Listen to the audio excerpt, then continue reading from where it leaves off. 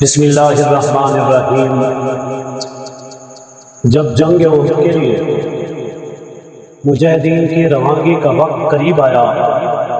حضرت عمر بن جموح رضی اللہ تعالیٰ عنہ اپنی اہلیہ سے ملے اور اس انداز سے رخصت ہوئے جیسے انہوں نے واپس لوٹ کر نہیں آنا، اور اس کے بعد قبلہ رخ ہو کر دونوں ہاتھ آسمان کی طرف اٹھائے اور اٹھا کر دعا کرنے لگے۔ فرمایا اللہم ارزقنی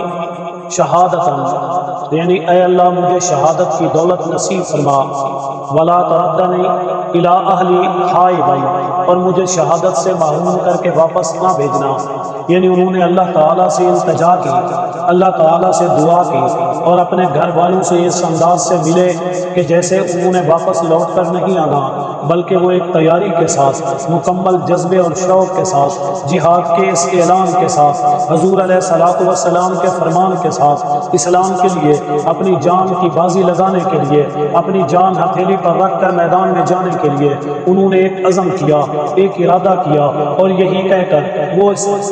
راستے پر چل پڑے، یہاں تک کہ وہ اس شان سے میدان جہاد کے اندر اترے کہ ان کے تینوں لڑکے ان کے ساتھ تھے، اور قبیلہ بنو سلمہ کے بہت سارے افراد نے ایک گھیراؤ کر کے اپنے سردار کو لے کر یہ جنگ احد کے اندر پہنچے۔ اور جب جنگ شروع ہوئی، مسلمان رسول اللہ صلی اللہ علیہ وسلم کے ارد گرد مختلف دستوں کے اندر بٹ گئے، تو یہ عجیب منظر دیکھنے میں آیا کہ حضرت عمر بن جموح رضی اللہ تعالی عنہ سب سے اگلے دستے میں ایک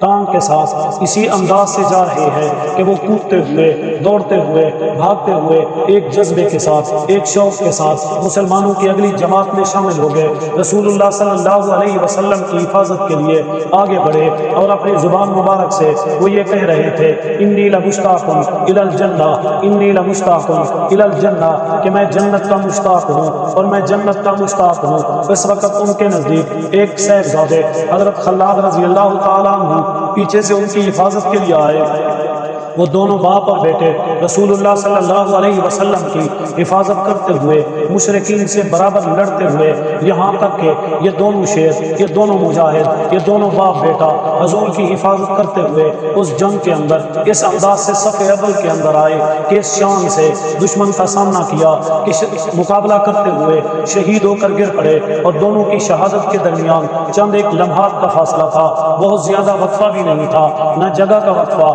نہ وقت کا وقفہ، بلکہ باپ بیٹے وقت بھی قریب اور جگہ بھی قریب، دونوں کو اللہ نے شہادت کی موت عطا کی۔ جب جنگ ختم ہو گئی، رسول اللہ صلی اللہ علیہ وسلم شہداء کو دفن کرنے کے لیے تشریف لائے۔ صحابہ اکرام سے فرمایا کہ اے میرے صحابہ، خلوہم بدمائہم وجراحہم فإن الشہید علیہم، کہ انہیں ان کے خون اور زخموں سمیت دفن کر دو، میں ان کا گواہ ہوں۔ اسی طرح حضور علیہ السلام کا یہ فرمان کہ جو جس حالت میں ہے، جیسا بھی ہے، اس کا اگر خون بہ رہا ہے، اس کے جو کیفیت ہے اسے اسی کیفیت میں دفنا دو۔ اگر خون بہ رہا ہے تو وہ خون بہتے ہوئے